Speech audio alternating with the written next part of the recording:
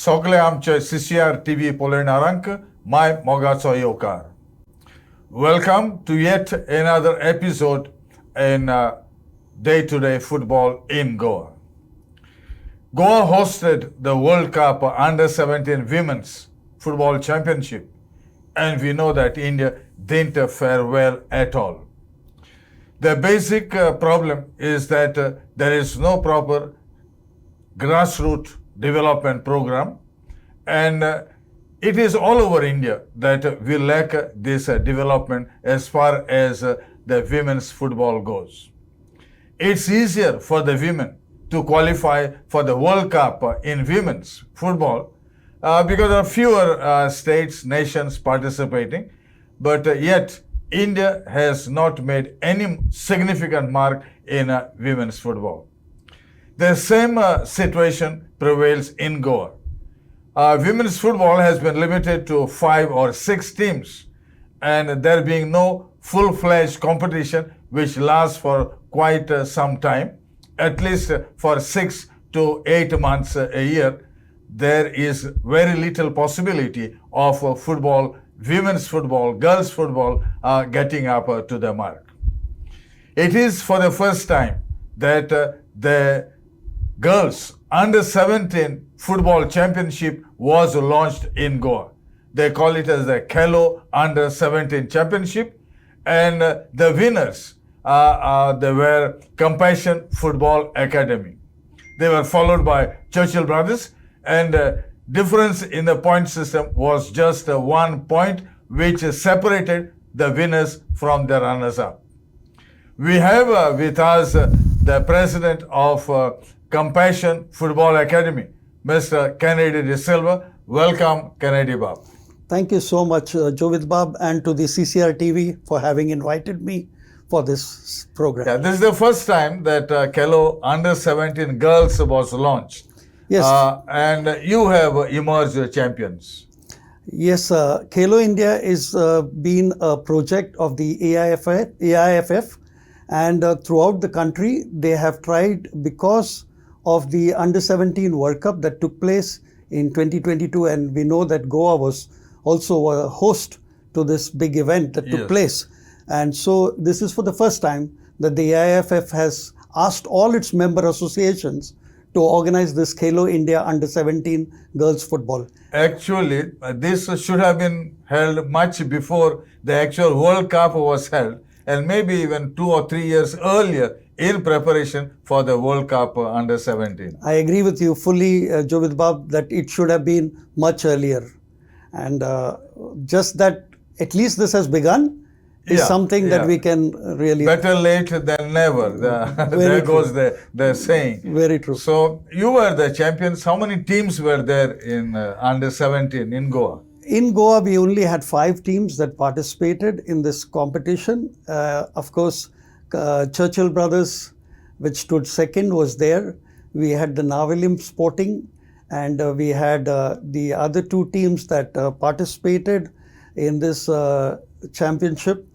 However, the numbers, when you look at it, is too small for a competition like this. Should have been definitely more. Yeah, because if you say 5 teams, it's almost insignificant, if you ask me. Yes, I fully agree with you on this, that it only brings about 125 players. Yes. If you look at the pool of 5 teams with 25 players each, it's only 125 players in 5 teams. Yeah. Should have been at least around 250 to 300. And this tournament was held for how long? It started and it got over, kind of a thing. It was almost in 24 to 26 days. That's all the matches. So in less than a month. Yes. And do you think so that football, girls football, can be developed in just 21 days exposure to the players? I think when you introduced and started talking about this just now, you spoke about 6 to 8 months of football is a must for any player to show and to develop and to perform. If the lacuna in our whole system is that we do things just for the moment and we wind up. Is it just to say that, yes, we have organized? I wouldn't say no to it. However, better late than never, and something has begun. So if things change from now onwards, it would be a thing that will be appreciated. And I think some things need to start somewhere. And so it has started. So hoping that football will grow, and in the days to come, we will see the Indian team also performing well. Because in Goa, what we know and what we have seen is girls football may be at the school level, which is again limited to few schools. Then girls football at the inter-college level. And then we normally have the Vedanta Cup, which is a senior women's affair. That's true. It's only limited to the Subrato Cup, first for the girls. There is the DSY tournament that takes place by the state government sports department, and that is at the school level. With that ends football for the girls. If you look, as you rightly said, the Vedanta which started, this was the 6th edition that the Vedanta had the tournament, which began, with you also being a part of that whole committee and the process that began. And so that's the only thing that is there. However, for us at Compassion, we have now moved on from there to another level, because last year we were invited by Anantpur Sports Academy in Andhra Pradesh to participate in an All India Inter-Academy football tournament, and that happened in the month of June last year. And from there, we also emerged winners at that tournament. So we got an exposure there to play with 6 teams. And just to inform you that, and to the viewers, that the second Inspire Cup tournament that is being organized by the Anandpur Sports Academy begins on the 3rd of January until the 8th, and we are going for that. You are the only Goan team which participates in this All India affair. Yes, we were. And that keeps your girls busy. Yes. Almost through half the season. Yes. So what has happened is most of our players are coming from Rosary School, higher secondary, and the neighboring Salsit, this thing. Of course, we started at the grassroots 3 years back. To take you to history of the entire episode of Goan girls football, we participated in the 4th Vedanta Cup that took place 2 years back. And at that time, the history is something like this. We lost very badly, and we participated in the Vedanta tournament just because the FIFA Under-17 World Cup of Women was supposed to be held in 2020. Unfortunately, because of the pandemic, it did not take place. But we started with the team at that time to start with a legacy. And we chose girls who were rejected by most teams. When they did not get any other place, they came to Compassion. And we formed that. Is it that the name also signifies? Very true. If you look at our girls, and most of our girls, they come from families who are from the underprivileged and marginalized. We have girls from Dabal, we have girls from Penne, we have girls from different places, Savoy-Vere, from Kole, and all those places. I don't think you must have heard too much of football in these places happening, even in the men's. So we have got girls coming from those areas where we started community development centers in small little ways. Of course, GFDC has done a good job. I mean, I don't want to comment on the GFDC at the moment. However, because we took the initiative and drove those things, now we have a lot of girls from Kole, from Dabal, and all these places that these girls had no place to, exhibit their talents. But we started this initiative. You call as an academy. Yes. What is the difference between your team and the other club teams? Well, good question, Jovito Bab. I'm happy that you asked me this. As I told you that in the first year, we lost miserably in the Vedanta. The first match, we lost 11-0. And then we improved slowly but steadily, but it was 9-8-7, and the minimum that was 6. But you never gave up. We did not. And I think I promised you at that time, the goals wouldn't matter. Being the General Secretary of the Goa Football Association at that time, you were the one. So we told you as well, and the others who came for the meeting, that irrespective of the goals that we might get, we will still continue to play and we will not give up. And that was the starting point for us to become different from the other clubs that are in Goa. So in 2021, we started with the Academy of Football for the girls. like the Cesar. Now, when you say academy, what do you do differently? We do differently is that the girls stay with us. They all stay with you. We started a residential academy. So you mean to say lodging and boarding is met by you? Absolutely by us, like the Cesar Football Academy or Dempo Football Academy for boys. My son himself was a part of the Cesar Football Academy, Aaron, who now plays for Hyderabad FC. So as a young boy, he got into the Cesar Football Academy way back in 2011, 2012. And so from those experiences that I saw my son grow, I knew that there was something for us to do to give back to the society. So you mean to say this is your commitment for the community? Absolutely, for the underprivileged, marginalized. We do have girls who come from affluent families as well. However, the numbers are very less to just keep a balance of things. But you are not an industrialist or a mine owner or casino owner, and yet you are promoting this. We are just doing it for the passion of sport. I know because our family, that is my wife Betty, who is a well-known sportswoman in the state of Goa. We have our three sons, Sansiu, Aaron and Joshua. They are also kind of today accomplished sports people in the field, because my elder son is today a professional who has been to different sporting events. He's been for the Olympics in Tokyo. He has been to different World Cups, just recently returned back from New Zealand and Australia. He's a sports management guy. Yeah, yes. So he is the sports management. He's into sports management, but he was a sports person himself. Okay. So that is there. So, Aaron is playing for Hyderabad FC now. Okay. Into the regular, the ISL team. And he's been part of the winning team last time for the ISL. So, and Joshua, who is my youngest son, is also right now at the Reliance football tournament that's happening for colleges. He's the top scorer at the moment, playing for Rosary. And so, as a family, we wanted to commit ourselves to doing something for sport. But I'm talking about pure economics. Absolutely. How do you maintain, sustain this academy of Yes, yours? of course, when we started with this whole thing, we thought that we would have a lot of people who would support us. In the beginning, it was me and Milton Fernandez, the ex-director of sports at the Goa University, that we thought that let's do this. We started 5 years back with the academy with boys, and we had orphans and street boys who came and participated in our tournament for the under 14 of the GFA League. There again, it was the same story. First, bad defeats, but slowly the second year, we were India's champions.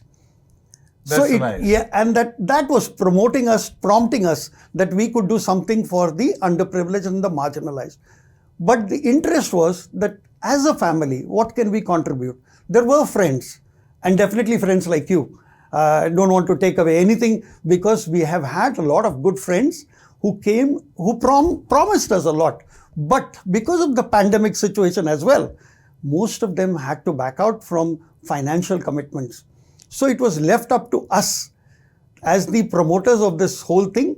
We are no businessmen. I don't even have a job at the moment. But my wife, who works at a college, the boys who are doing well in sport and they earn as well, are the ones who are contributing quite a bit. But we have benefactors. But this is a unique model, I suppose. Yes, and we look forward through this interview, probably there would be many who would be, wanting to support something like this, that initiative. We don't want it to be our family thing. We are not somebody, I'm not a politician, neither am an industrialist, as you rightly said, but we are looking for community to help community. And therefore, even the parents of the girls who are with us, there are girls in our team who don't have 2 square meals to eat at their home. Is it? Yes. I can take you to people. There is this girl, Fatima Braganza, who emerged as the best player of the Kelo India tournament. She was given the trophy for being the best player, for scoring the second highest number of goals, because the girl Pearl from Churchill Brothers scored a lot of goals. But we were deprived of one match also. We don't want to take anything away from Churchill Brothers. They are a wonderful team. They are a great team. However, Fatima Braganza, who emerged as the best player, she doesn't have 2 meals at home to have for herself. And it is not only Fatima. So, does she stay with you all? Everybody Do you stayed. all- do you- Yes. When we began with this academy, we had 24 girls. 5 of them from Manipur. We had 3 girls from Tamil Nadu. We had 1 girl from Kerala. We had 1 girl from Maharashtra and the remaining from Goa. However, during the course of last year, because of the pandemic situations, things became a little difficult as far as the finances were concerned.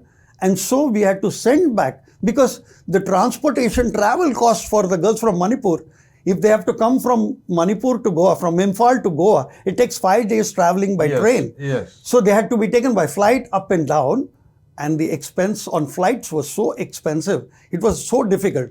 So we decided at some point of time that we don't want to have girls from outside, except from those whom we can take by train and bring them by train. So we still have girls from now at the moment So from in Pune. this under 17, the Yes. champion team, Yes. do you have girls We from have outside? we have Riya Rajesh, who is our goalkeeper. She's from Pune. We have girls who, because she has been living with us. She comes from a family, same marginalized family. Okay. And therefore, we have girls still today at our academy who live with us, who stay with us, who eat with us, who train with us, who go to school with us. And where do they stay, all of them? Initially, we started this program to be at the Holy Rosary Convent School in Nuve. For 2.5 months, we stayed there because it was a boarding. And there were no other girls at that point of time because of the pandemic. So the sisters, or the Kamal sisters, helped us to use their boarding as the place for the girls to stay. We trained at different places, though we are training at the SVD ground in Raya. But they stayed at the Holy Rosary Convent School. However, the sisters did not understand the concept of academy, and it was difficult. We don't blame them for that. So at some point of time, we had to tell ourselves that, okay, look out for a place for yourself. And we did that. Today, we live in a place very close to Mungul.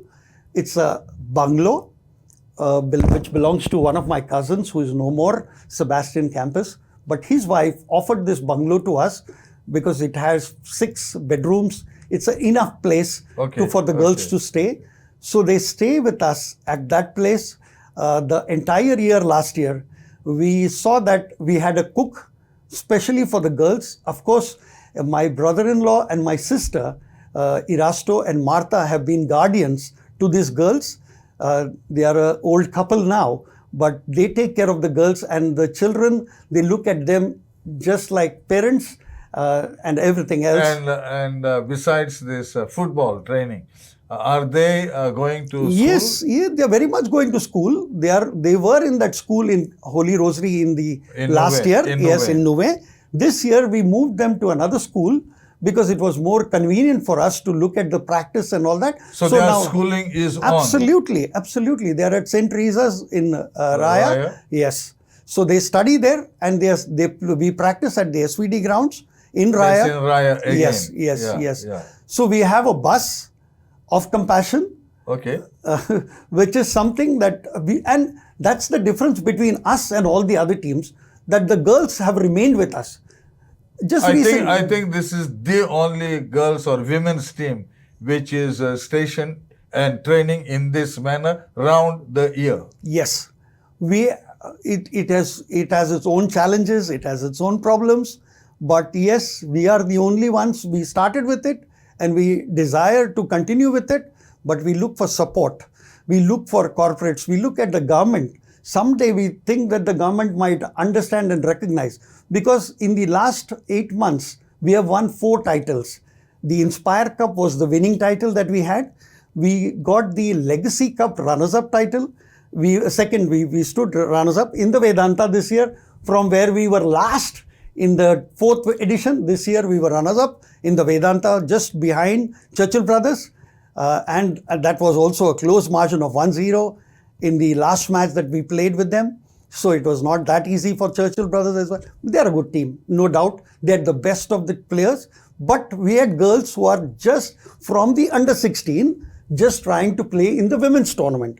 Now, do you have the same girls who were there last year, or have the girls migrated to the other teams? There are, most of them are still with us because that is loyalty. That is the kind of relationship that the girls have felt with us. We mentor them. We are parents to them. We are guardians to them. So definitely most of them are there. However, some of them, they thought otherwise, and green pastures are always welcome to people. And we are not a team that is looking to run this as something on a continuous basis. We are trying to be a nursery which will produce and send people to different other places. So you actually need more nurseries of this type if the women's football has to be sustained. I think no better answer. You yourself has said this. And I believe that yes, if there are many more like this, like the Anandpur Sports Academy in Andhra Pradesh it has received the Kelo India Best Academy Award. They have 250 odd players in different sporting events who are staying with them throughout the year. So it is the Rural Development Trust that runs this program, and they have football, they have volleyball, they have athletics, they have cricket, name it, and they have those. And But yours is only football. We are only football in terms of playing right now. But last year, let me just tell you, Jovito, we started with women's volleyball as well. Is it? Because Betty is involved with volleyball. I know, she was a national Yes. player. So we, in the 5 tournaments that took place in Goa last year, we were runners-up in all the 5 tournaments. And only because the opponent team has a girl called Stacey who plays for the Indian Railways team, so we could beat them. Otherwise, in 5 tournaments, we have won the runners-up title in the volleyball thing because our coach, Heidi Schoenemann, the German lady who has been with us, Was this German lady also with the under-17 Kelo? Yes, very much. Not totally till the end. She had to leave because of Christmas and all those things coming up. So she went to Indonesia, but she was there for the first 4 matches. So what is her role? Yes, she is our technical advisor. She's basically a missionary of football. She's a German, working for the last 25 years in Indonesia, doing similar work with underprivileged girls in Papua. So in this place in Papua, she's been doing a lot of work, and I came across her. And when I invited her to Goa, she said, "You are the first one whom I am looking, who is wanting to do something for the underprivileged and the marginalized." And therefore, last year she came and lived with us for 4 months consecutively. She was there with us for 4 months. And this year she came for 1.5 months. Was it on honorary basis or? Absolutely as a missionary, nothing. We provide her my son's accommodation, the bungalow. She lives in that bungalow. She eats with us, lives with us, everything is with us. And she comes on her own cost. She goes back, nothing paid to her except that we are just praying for each other and smiling with each other. We cry sometimes when we are down, but we laugh at moments like this. When you talk about this word missionary, what exactly it? For her, it is a missionary because it is not just football. She wants to make these girls to be women, to be empowered. And when we talk about this today, let me tell you, our intention is not to make all our girls only footballers. Of course, football is the criteria, but we want to see their lives change, transformation taking place in their lives. And that transformation is through life skills trainings. We are all the time working with them to make them somebody. In Indonesia, Heidi Schoenemann has already sent some of our girls on scholarships to the United States, to UK, and to other places as footballers who are now studying and playing as well. That's the same dream. Yes. That's the same dream that we carry. That that we are already looking and working. I'm sure you know about Frankie and Lenny from the Premier Sports Academy in Dubai. They were here recently, a few days back. Yes. And we are looking at our girls. I don't want to make any commitment right now or talk about it at the moment in terms of the numbers and all that. But we are looking at our girls to play in Dubai very soon. Not only in Dubai, but our intention is if we train them over a period of 3-4 years, if they live with us, they learn with us, they stay with us. Academically, Fatima Braganza was a kind of an average student. Today, she's topping in the class. Is She's it? second in the class. Is it? And that is only because of the kind of, the academy atmosphere of not just being in football, but for life. You are carrying on this movement in a different denomination altogether. Our intention is very clear. We want life to be changed.